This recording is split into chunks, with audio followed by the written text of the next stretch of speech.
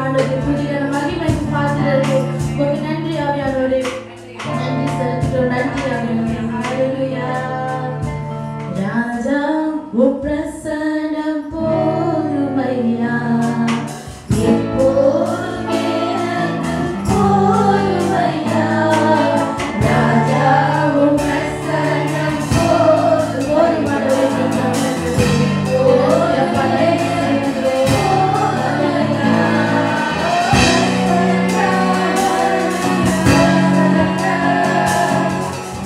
Yeah.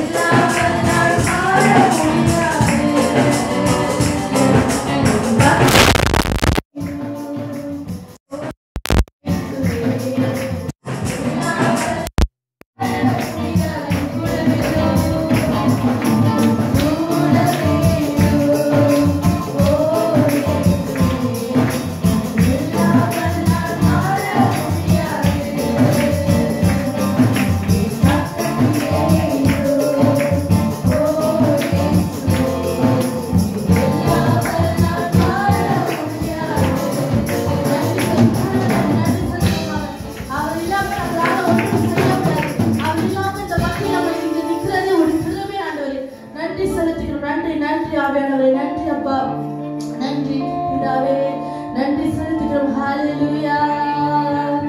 நன்றி நன்றி நன்றி நன்றி நன்றி நன்றி செலுத்துகிறோம் கர்த்தாவே.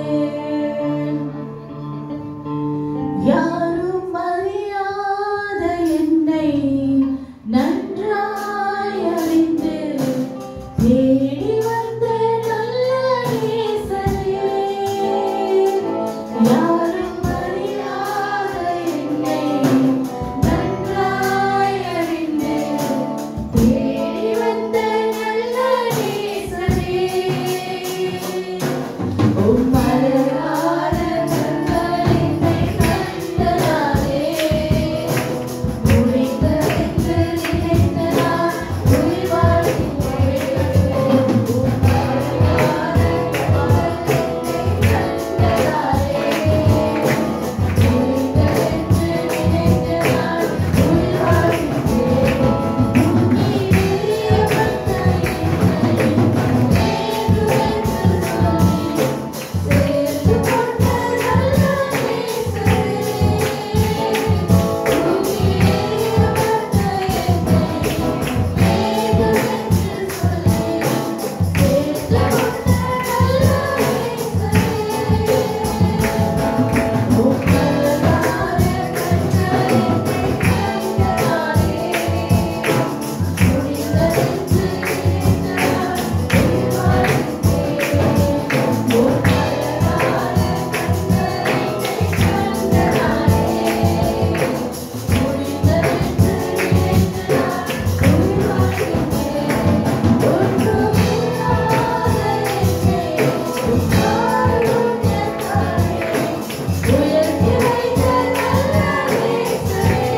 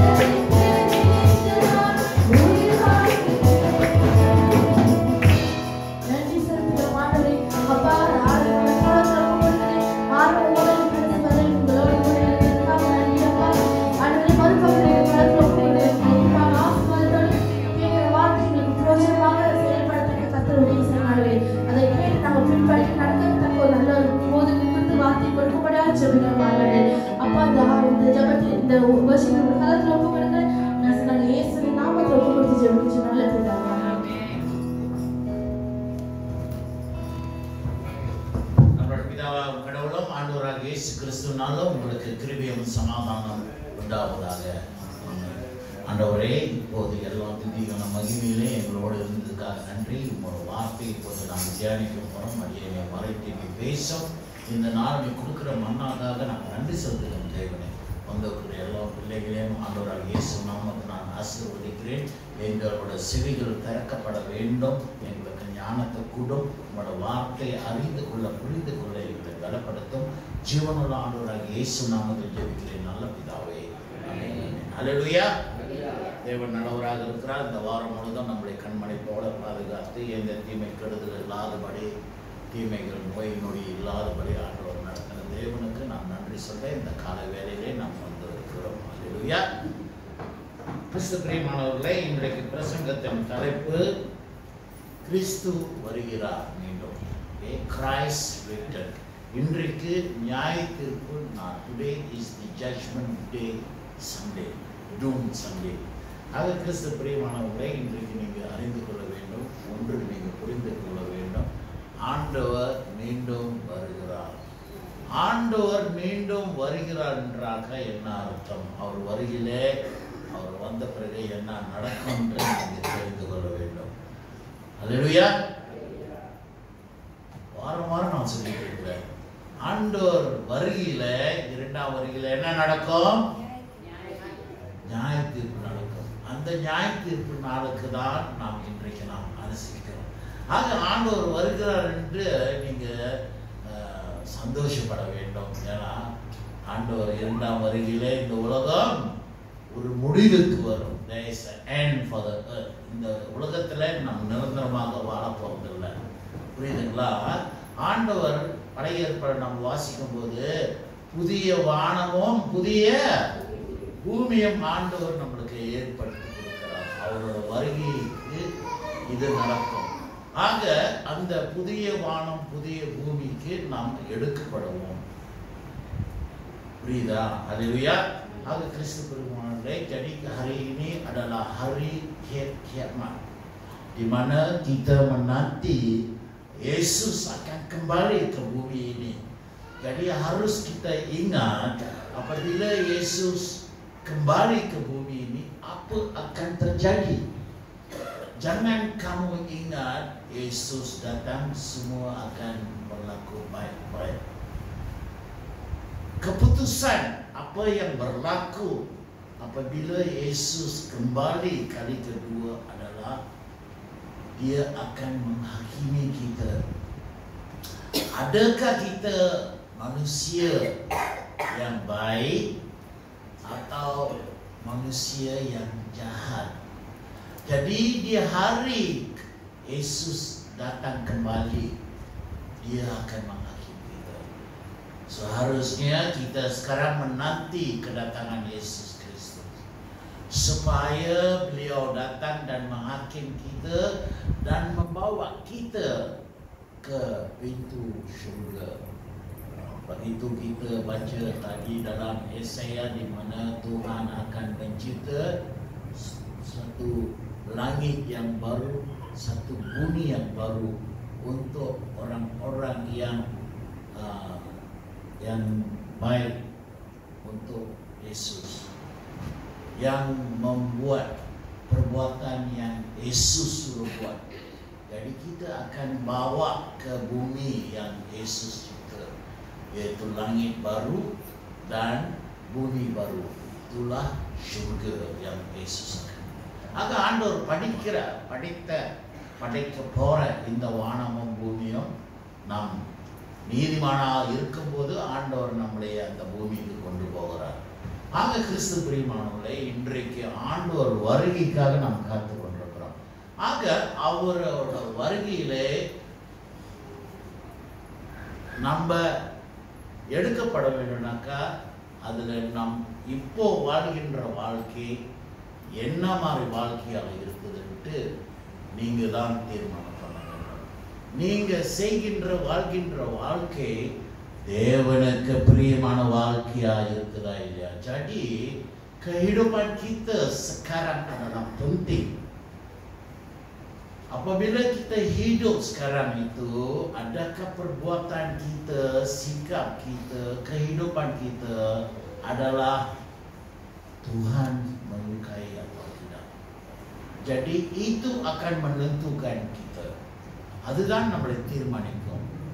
நம்ம பரலோகத்துக்குள்ள போறோமா அல்லது நரகத்துக்குள்ள போறோமா? அது கிறிஸ்து பிரியமானவர்களே, இன்றைக்கு மனிதனோட வாழ்க்கையில இரண்டு விதமான வாழ்க்கையாக இருக்குது. There are two kinds of human living. ஒன்று ஆண்டவருக்கு பிரியமாக, ஆண்டவர் இயேசுதான் நம் ஆண்டவர், நம் ரட்சகர், உயிர்த்தெழுந்த தேவன், ஜீவனுள்ள தேவன், நம்மளை ரட்சிக்கப்படுகின்ற தேவனை நாம் விசுவாசிக்கிறோம், நம்புறோம். Are we believing that Christ is the God who is the Savior, that who is going to judge us? yang akan menghakimi kita. Yesus adalah Tuhan. Adakah kamu percaya bahwa Yesus adalah Tuhan? Atau sebaliknya? அதுக்கு மாறாக இல்லை ஆண்டவர் யாரு?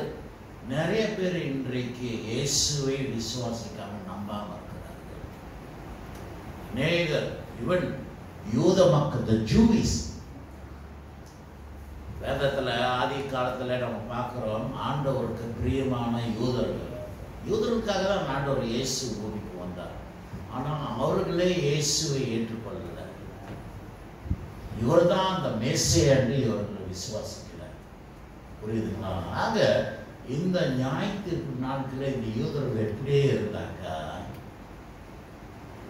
அவர்கள் நிச்சயம் நரகத்துக்கு தான் போறாங்க.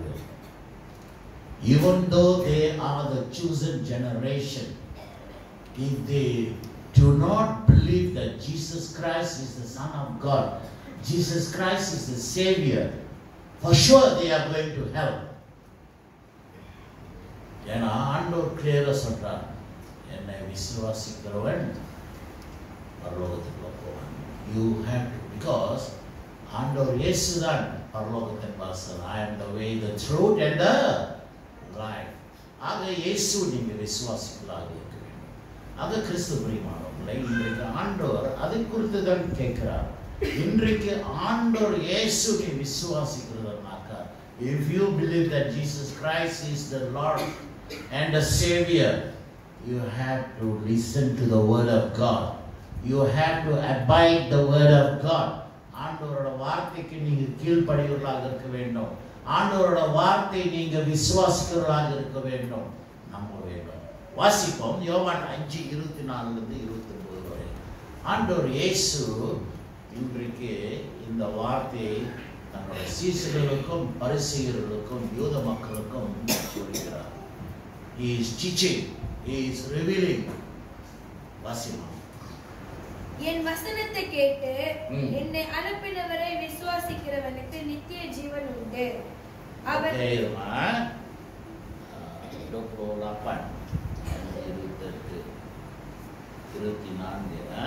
Sesungguhnya aku berkata kepadamu, siapa yang mendengar kata-kataku dan percaya kepada Dia yang mengutusku akan mendapat hidup yang kekal dan tidak akan dihukum.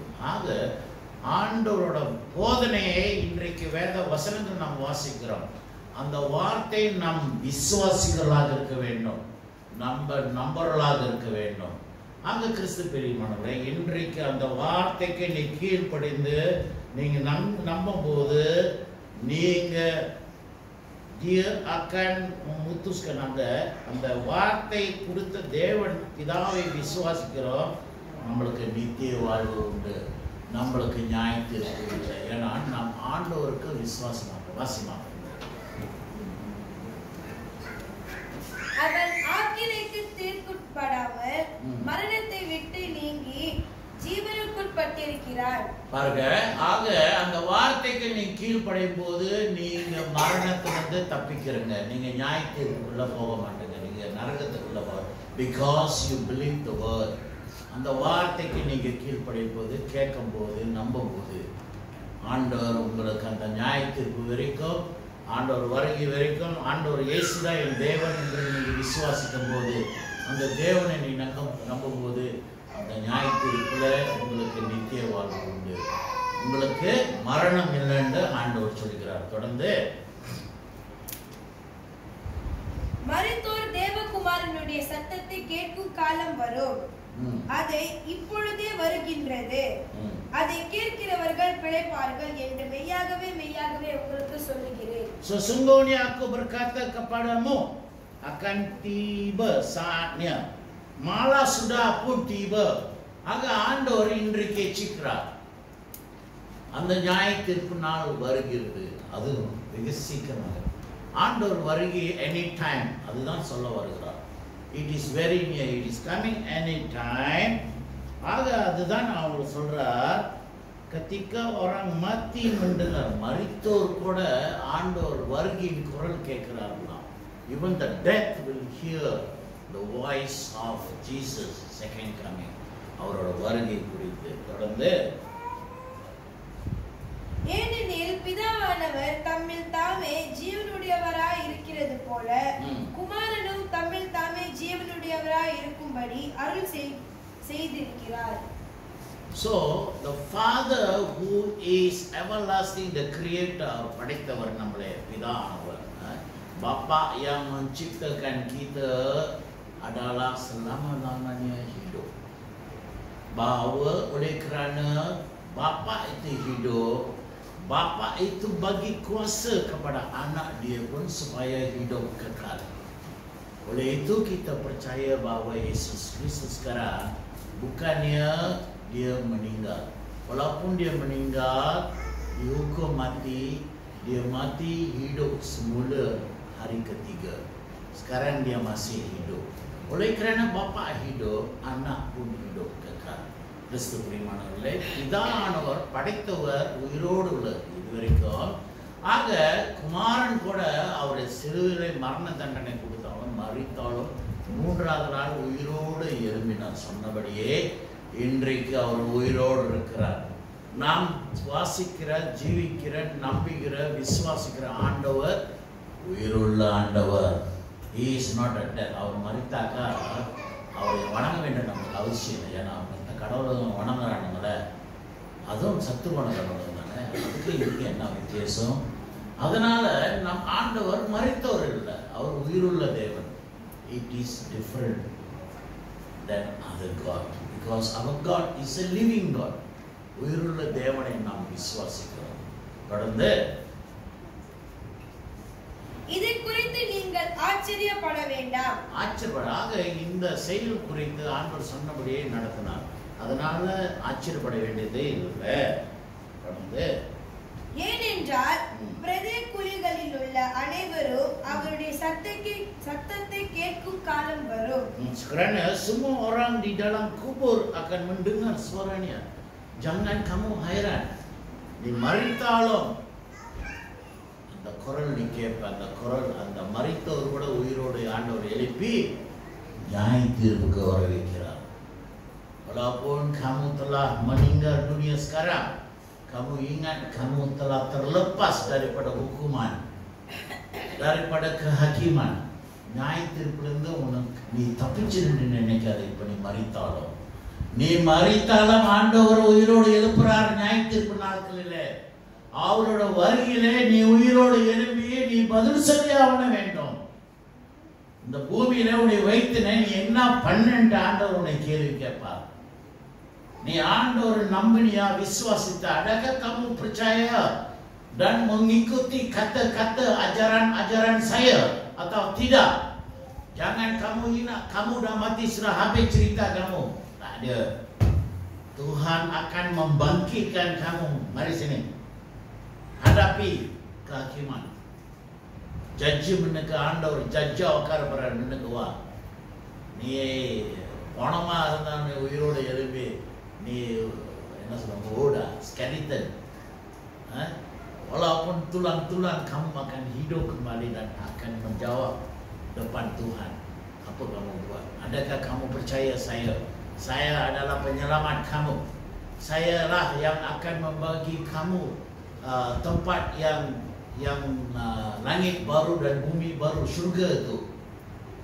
Jika tidak, pergilah kamu ke neraka. நரகத்துக்கு நீ போன்ற ஆண்டவர் அனுப்புவார். தொடர்ந்து அப்பொழுது நன்மை செய்தவர்கள் ஜீவனை அடையும்படி எழுந்திருக்கிறவர்களாகவும், நன்மை செய்தவர்கள் ஜீவன் அடைவார். Siapa yang buat baik itu akan mendapat hidup yang kekal. Dan seterusnya, தீமை செய்தவர்கள் siapa yang buat jahat itu ஆக்கினை அடையும்படி எழுந்திருக்கிறவர்களாகவும் புறப்படுவார்கள். எழுந்திருக்கிறவர்களாக நீ மரித்தாலும் பாவம் அவ்வளவு கொடூரமான பாவத்தை நீ விரோதமாக செய்து நீ நினைச்ச முடிஞ்சோம் அதோட உட்காதுங்க. ஆனா ஆண்டவர் சொல்றாரு பாருங்க, நன்மை செய்யறவங்கள ஆண்டவர் பரலோகத்துக்கு கொண்டு போறார், தீமை செய்யறவங்கள உன்னை நரகத்துக்குள்ள கிடிக்குள்ள the lake of fire ஆண்டவர் உன்னை தள்ளுகிறார். தொடர்ந்து முடிச்சோமா? ஆக கிறிஸ்து பிரியமானவர்களே, இன்றைக்கு வசனத்தில் ஆண்டவர் தெளிவாக சொல்றார். அவரோட வருகையிலே 3 காரியங்கள் நடக்கும். ஒன்று நியாயத்தீர்ப்பு குறித்து, இரண்டாவது உனக்கு தீமை செய்கிறவர்களுக்கு உனக்கு மரணத்தை ஆண்டவர் நரகத்துக்குள்ள கொடுக்கிறார். நன்மை செய்கிறவர்களுக்கு ஆண்டவர் உனக்கு நித்திய வாழ்வு பரலோகத்தில் கொடுக்கிறார். இந்த 3 காரியங்கள் ஆண்டவர் இயேசு கிறிஸ்து இன்றைக்கு உங்களுக்கு கொடுக்கிறார். ஆக இந்த 3 காரியத்துல நீங்க தான் முடிவு பண்ண வேண்டும். நீங்க உங்களோட சூழ்நிலை, உன்னோட நிலைமை, உன்னோட விசுவாசம், adakah kepercayaan kamu masih di atas Yesus Kristus. Jadi kamulah yang akan menentukan apabila Yesus datang kembali, di mana kamu akan dan di mana kamu mau berada. Adakah kamu nak surga atau kamu nak neraka? Itu adalah keputusan kamu. Jadi ingat, kedatangan Yesus Kristus akan berlaku 3 perkara. Satu adalah dia akan bangkit dan akan menentukan semua orang menghadap dia di hari kehakiman. Kedua, orang yang berbuat akan mendapat kehidupan yang kekal. Orang yang buat jahat akan masuk ke neraka. கிறிஸ்து பிரியமானவர்களே, இன்றைக்கு நம்ம நரகத்துக்குள்ளே இருக்கிறோம், பாவிகளாக ஆகப்பட்டோம். ஏனென்றால் வாசிமா இன்றைக்கு வாசித்த பழைய ஏற்பாடு வசனம் ஏசாயா 65 வசனம் 17.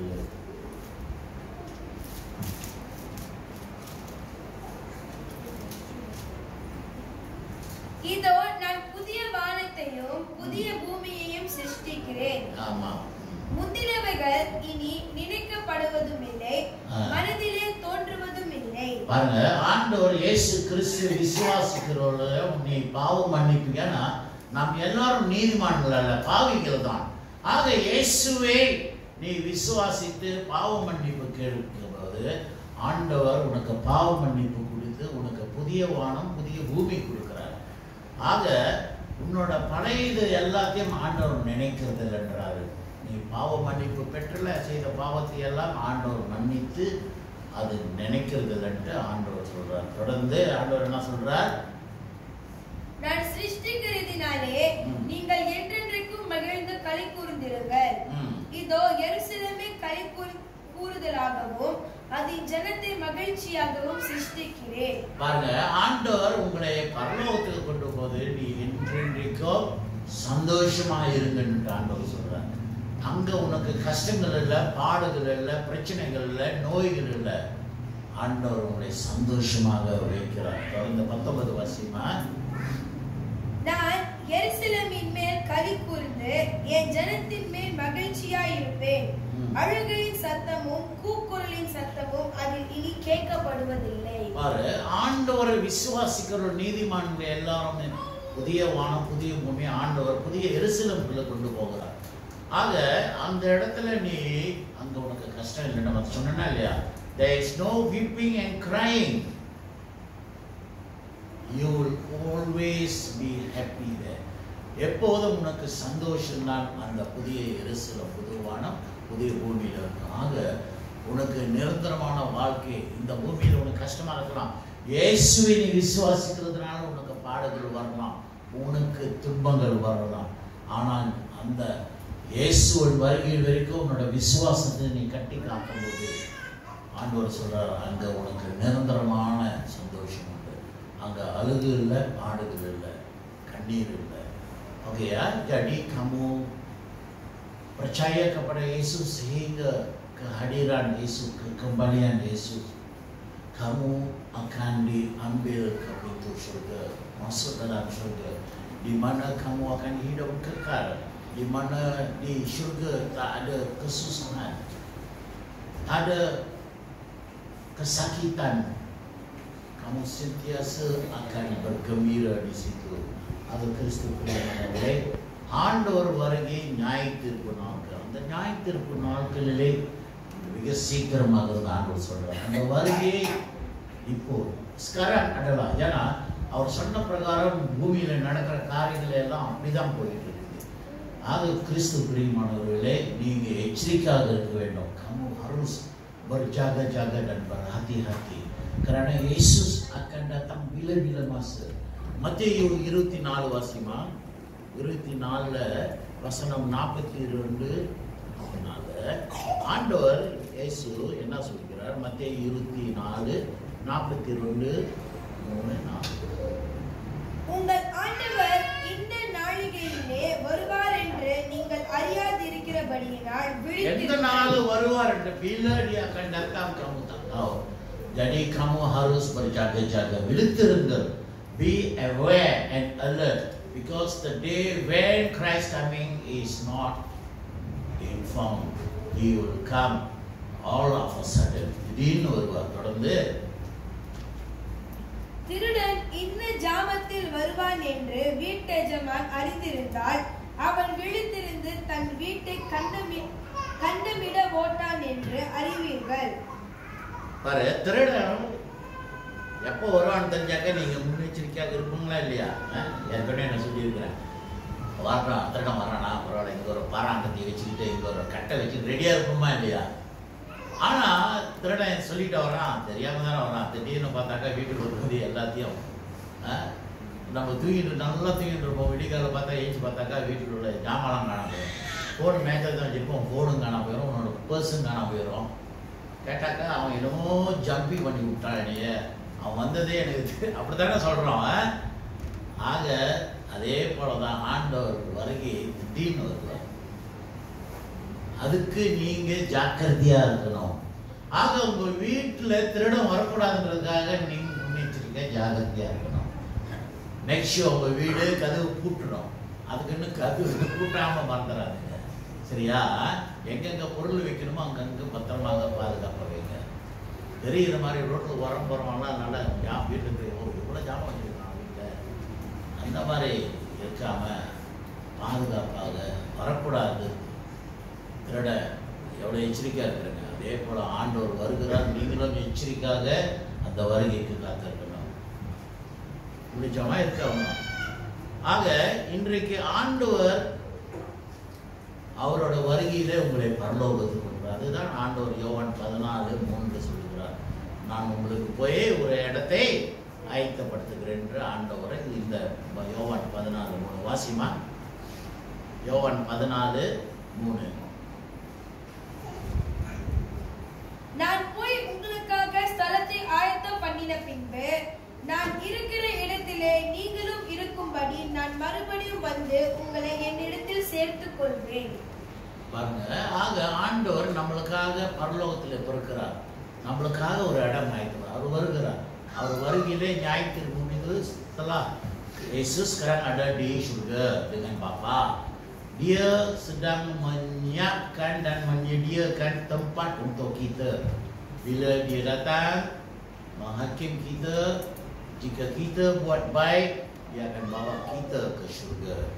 Dia telah sediakan tempat untuk kita. Agak keseberiman oleh Apostle pada di rumah Acts chapter 17 verse 13. Putin wasima. ஆக நம்ம மனமாறுவர்களாக இருக்கணும். We should repent. Kita kena berinsaf. Kalaulah kita masih hidup dalam kehidupan dosa, kita kena berubah. மேலும் ஒரு நாளை குறித்திருக்கிறார், அதிலே அவர் தம் நியமித்த மனுஷனை கொண்டு பூலோகத்தை நீதியாய் நியாயம் தீர்ப்பார். ஆண்டவர் இயேசு நீதியாக நியாயம் தீர்ப்பார். ஆண்டவர் ஏற்படுத்தின மனுஷன் இயேசு கிறிஸ்து. தொடர்ந்து அந்த மனுஷனை மரித்தோரிலிருந்து எழுப்பினதினாலே, ஆண்டவர் உயிரோடு மரித்து உயிரோடு எழுப்பினதினால அது நிச்சயத்தை எல்லாருக்கும் விளங்க பண்ணினார் என்றார். ஆக நாம் மனமாறுவர்களாக இருக்க வேண்டும். ஆண்டவர் இயேசு வருகிறார். அவரோட வருகையிலே நாம் நீதிமான்களாக காணப்படும். So in the first place Jesus is coming as அவரோட முதல் வருகை குறித்து ஆண்டவர் இயேசு எப்படி வந்தார்? He came as a humble man.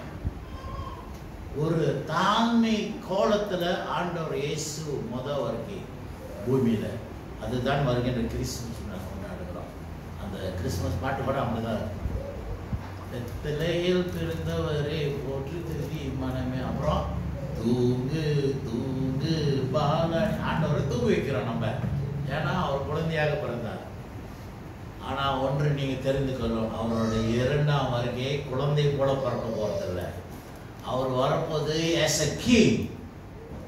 Kehadiran Yesus pertama adalah anak. Beliau adalah orang yang humble. Humble mana dalam சொல்லுவாங்க? ஓகே, humble, தாழ்மை உள்ளவனாக as a man, as a baby. But in second coming, kehadiran dia kedua, Yesus adalah sebagai raja kepada bumi ini. Dia akan datang untuk menakluk bumi ini. The bumi alapora, raja bumi alapora. He is the king of kings. He is going to rule the earth. So he will judge the earth. The people, are you a true servant of God? நீ ஆண்டவருக்கு மெய்யாகவே உண்மையாக இருக்கிறியா இல்லையா என்று ஆண்டவர் அந்த ராஜா நியாயத்தீர்ப்பு. ஆக கிறிஸ்து பெரியமானவர்கள் அந்த நியாயத்தீர்ப்புல no one can escape the judgment. It is coming very soon. ஆதாம் செய்த பாவத்துல நாம் வாசிக்கலாம் 1 கொரிந்தியர் 15:22. ஆதாம் நாளை நாம் எல்லாரும் பாவிகளாக மாறிவிட்டோம். ஆனால் இந்த பாவத்திலிருந்து யார் விடுதலை பண்றார்? வாசிமா 22. 1 கொரிந்தியர் 15:22. ஆதாமுக்குள் எல்லாரும் மரிக்கிறது போல ஆதாமுக்குள்ளே எல்லாரும் நாம் மரித்தோம். Because of Adam we all as that. Because ஆண்டவர் சொல்றாரு, நம்ம பழைய ஏற்பாடு ரெவலேஷன் வெளிப்படுத்தும் விஷயத்துல நாம் வாசிக்கும் போது பழைய ஏற்பாட்டிலே ஆண்டவர் சொல்லியிருக்கிறார் ஆதாம் கிட்ட, அதாவது நீ பாவையா இருந்ததுனால நீ எங்க பூமிக்குள்ள பாடுபடு, you are dead அப்படின்ட்டு அவர் சொல்றார். தொடர்ந்து வாசிக்கும். அதுல ஆதாமுக்குள் எல்லாரும் மரிக்கிறது போல கிறிஸ்துவுக்குள் எல்லாரும் உயிர்ப்பிக்கப்படுவார்கள். ஆக கிறிஸ்துனால நம்ம தப்பிக்கிறோம், அந்த நரகத்திலிருந்து தப்பிக்கிறோம். Kita telah diselamatkan daripada neraka kerana Yesus. Oleh kerana Adam yang buat dosa, kita telah disumpah kematian. Tetapi Yesus telah dihantar ke bumi ini untuk menyelamat kita daripada neraka itu. Aga Kristu பிரியமானவர்களே, make sure you repent. நீங்க மனமாக வேண்டும். அந்த பரலோகத்துக்குள்ள எடுத்துக்கொள்ள வெளிப்படுத்தல் 20:15. Revelation 20:15. நீங்க மனமாறே உங்களோட பேர் எங்க இருக்கணுமா? ஜீவ புஸ்தகத்திலே, ஜீவ புஸ்தகத்திலே, the book of life. Your name must be in the book of life. ஜீவ புஸ்தகத்திலே எழுதப்பட்டவனுக்காக காணப்படாதவன் இவனோ அவன் அக்கினி கடலிலே தள்ளப்பட்டான். ஆக அந்த ஜீவ புஸ்தகத்துல உன் பேர் இல்லைனாக்கா நீ எங்க தள்ளப்படுவ? அக்னிக்குள்ள தள்ளப்படுவ. If your name is not written in the book of life, you will be cast into the lake of fire. Jika nama kamu tidak dalam buku hidup, kamu akan diseksa dalam neraka. Oleh itu berubahlah. Ini adalah peluang Yesus bagi kepada kamu. ஆண்டவர் வருகை முன்னுக்கு ஆண்டவர் இன்றைக்கு உங்களுக்கு வாய்ப்பு கொடுத்திருக்கிறார். அந்த நியாய தீர்ப்புனால any time is going to come. It is now. வசனம் அதுல இப்ப அது நடப்போகுது. ஸோ டோன்ட் திங்க் இன்னும் ரொம்ப நாள் இருக்குதுன்னு. ஆக அந்த நியாய தீர்ப்புக்கு நம்ம ஆயத்தமாக இருக்கணும். நம்ம நல்லது செய்யுங்க. நம்ம நல்லது செய்யும்போது நம்ம பேரு ஜீவ புஸ்தகத்தில் எழுதப்பட்டிருக்கோம். அப்போ ஆண்டவர் நியாய தீர்ப்புல ஜீவ புஸ்தகத்தில் பாரு, 1ஆம் பேஜ், 2வது பேஜ், எங்கே என் பேர் காணும், 3வது பேஜ், 4வது பேஜ், கடைசி எங்கே பார்த்தாக்கா உன் பேரே இல்லை புக்கில். உன் பேர் புக்கில் இல்லைனாக்கா நீ எங்கே தள்ளுறாரு ஆண்டவர்? அக்னி நரகத்துக்குள்ள தள்ளுறாரு. So make sure, pastikan nama kamu ada dalam buku jiwa.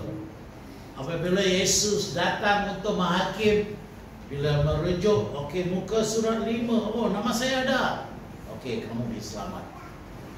Muka surat 1 sampai ke 50 muka surat, nama kamu langsung tak ada. Pergi kamu ke neraka. Jadi buatlah baik. Jika kamu masih hidup dalam dosa, inilah peluang Yesus bagi kepada kamu supaya berubah, berinsaf, buat baik supaya nama kamu ada dalam buku jiwa. பேர் ஜீவ புஸ்தகத்தில் இருக்கப்பட வேண்டும். நல்லது செய்யுங்க. ஆண்டவர் இன்றைக்கு உங்களுக்கு வாய்ப்பு கொடுத்திருக்கிறார். இந்த வாய்ப்பு எப்போதும் நிரந்தரமாக இருக்காது, திடீர்னு வரும். ஆண்டவர் சொல்றாருல, நான் திருடம் போல வருவேன். ஆக அந்த வருகைக்கு நாம் ஆயத்தமாக இருக்க வேண்டும். கிறிஸ்து பிரியமானவர்களே, ஆண்டவர் நல்லவராக இருக்கிறார். அந்த ஆண்டவரை நாம் விசுவாசிகளாக காணப்பட வேண்டும். மிக சீக்கிரம் அவர் வருகை, எனி டைம். வசனம் பிரகாரம் நாம் கீழ்ப்படைந்த கர்த்தர் நிச்சயம் உங்களை ஆசீர்வதிப்பாராக. உங்களுடைய குடும்பத்தை காப்பாராக. ஜெபம் செய்வோம். ஆண்டவரே, இந்த நாளை நீ கொடுத்த வார்த்தைக்காக நன்றி. உங்களோட வருகைக்கு நாங்கள் ஆயத்தமாக இருக்க வேண்டும் என்று வார்த்தை சொல்லுது. அதன் பிரகாரம் நாங்கள் கீழ்ப்படைந்து உனக்கு பிடித்தமான காரியங்கள் செய்வர்களாக எங்களை நடத்த முடியவில்லை. எங்கள் பேர் ஜீவ புஸ்தகத்தில் இருக்க வேண்டும். ஞாயிற்று நாட்களில் அந்த ஜீவ புஸ்தகம் திறக்கும் போது எங்கள் பேர் இருக்கணும் தேவனே. நாங்கள் பரலோகத்துக்குள்ள வர வேண்டும், நாங்கள் நரகத்துக்கு போகக்கூடாது. இன்றைக்கு எங்களுக்கு நீ அந்த வாய்ப்பு கொடுக்குற, மனமாற எங்களுக்கு வாய்ப்பு கொடுத்ததுக்காக நன்றி கேட்கிறேன். தொடர்ந்து எங்களை பாதுகாத்துக்கொள்ளும். உங்களோட வருகையின் வரைக்கும் நாங்கள் உனக்கு உண்மையாக இருக்கிறவர்களாக எங்களை நடத்தும். ஆண்டவராக இயேசு நாமத்தில் ஜெபிக்கிறோம் நல்ல பிதாவே, ஆமென். கிறிஸ்து பிரியமானவர்களே, கர்த்தர் நல்லவராக இருக்கார். Obeying the word of our Lord Jesus Christ, confidence of His promise, the church baptized those who has been called. Jadi gereja menerima sesiapa yang terima kata-kata ajaran-ajaran Yesus Kristus. Jadi dengan ini receive the sign of the cross. In token that here onwards you shall know the Lord and the power of His resurrection and the fellowship of His suffering. Let us pray. Almighty and everlasting God, the Father of our Lord Jesus Christ, we call upon you for this child, and we ask you to bestow upon him the gift of your baptism and your everlasting grace by the washing of the regeneration. For God, you have promised by your beloved Son, saying, ask and you shall be given, seek and you shall find, knock and you shall open. Ask, you will receive this child and bless him through the same Jesus Christ our Lord. Amen. இப்போது வேத வசனங்கள் கேட்போம். ஆண்டவர் இயேசு Wasima mark 10 வசனம் 13 16 வரை. Mark chapter 10 verse 13 to 16. அப்பொழுது சிறு பிள்ளைகளை அவர் தொடும்படிக்கு அவர்களை அவரிடத்தில் கொண்டு வந்தார்கள். கொண்டு வந்தவர்களை சீஷர்கள் அதட்டினார்கள். இயேசு அதை கண்டு விசனமடைந்து, சிறு பிள்ளைகள் என்னிடத்தில் வருகிறதற்கு இடம் கொடுங்கள், அவர்களை தடை பண்ணாதிருங்கள். தேவனுடைய ராஜ்யம் அப்படிப்பட்டவர்களுடையது. எவனாகிலும் சிறு பிள்ளையை போல் தேவனுடைய ராஜ்யத்தை ஏற்றுக்கொள்ளாவிட்டால் அவன் அதில் பிரவேசிப்பதில்லை என்று மெய்யாகவே உங்களுக்கு சொல்லுகிறேன் என்று சொல்லி அவர்களை அணைத்துக் கொண்டு அவர்கள் மேல் கைகளை வைத்து அவர்களை ஆசீர்வதித்தார். ஆக சிறு பிள்ளைகளை சிறு வயசிலே ஆண்டவருக்கு நீங்க கொண்டாடணும்.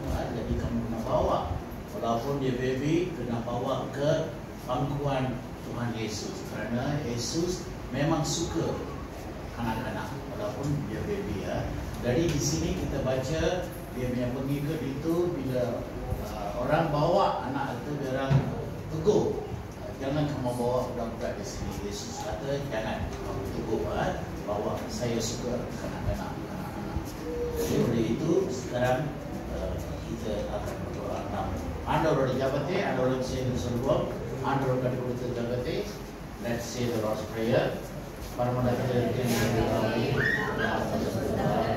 உம்முடைய ராஜ்யம் வருவதாக.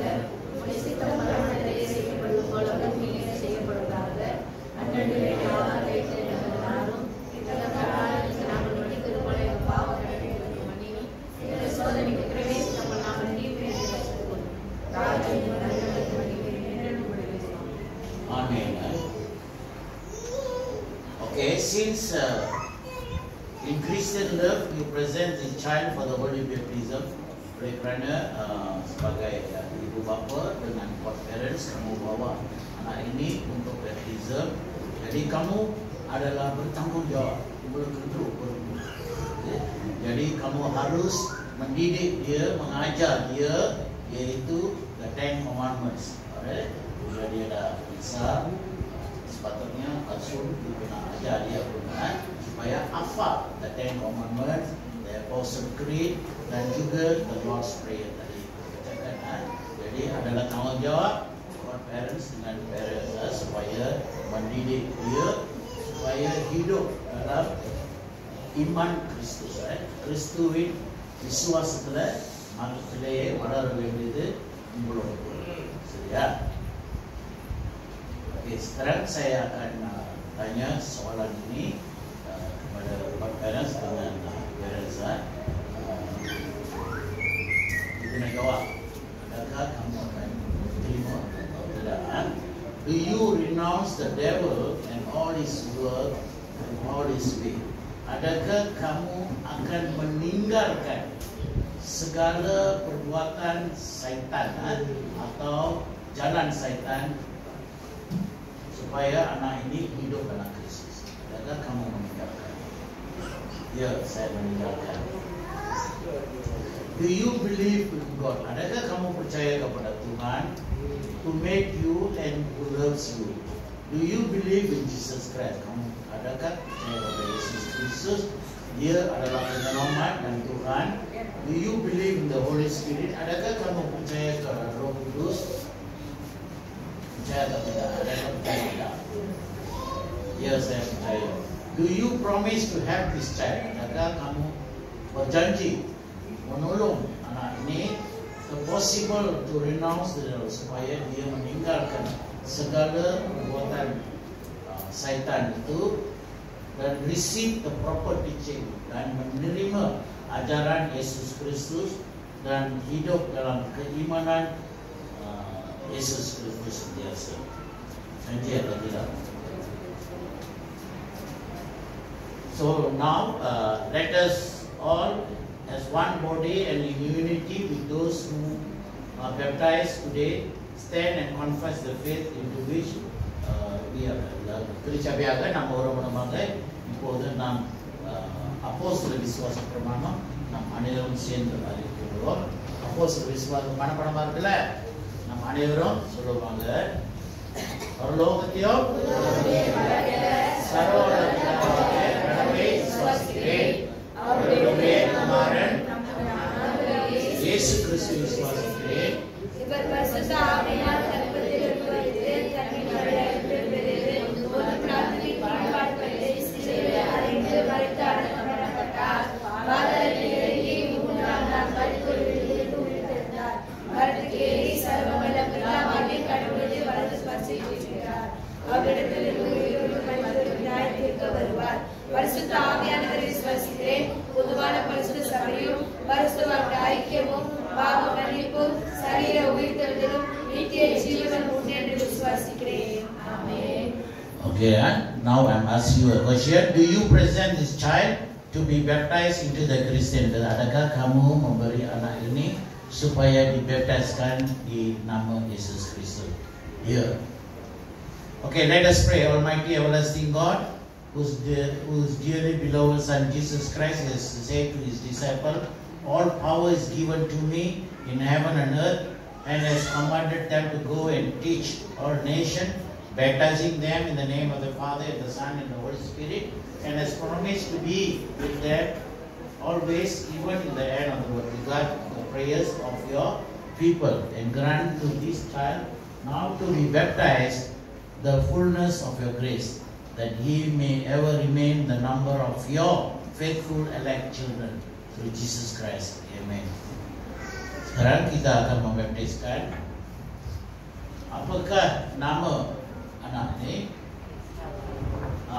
Buat sikit. Ezra Khan. Ezra Khan.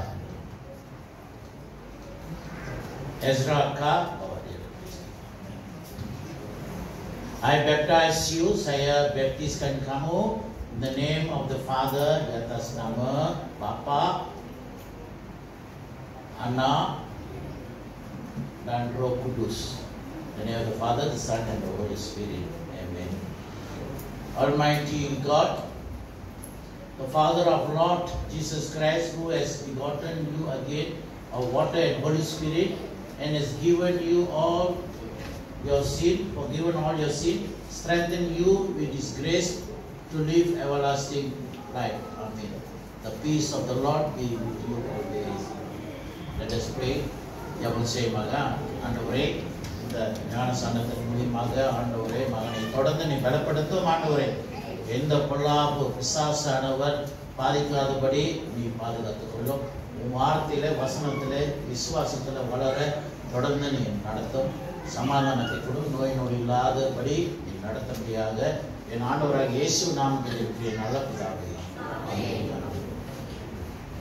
திருச்சபைக்கு முன்பாக எஸ்ரா கா, நம்ம சபையில் ரெண்டு Ezra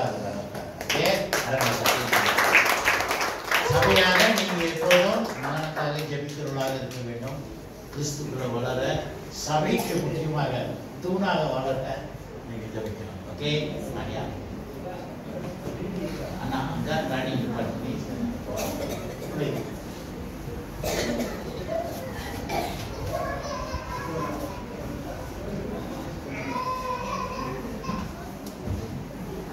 Jawab sewa. Haleluya, terima kasih Tuhan.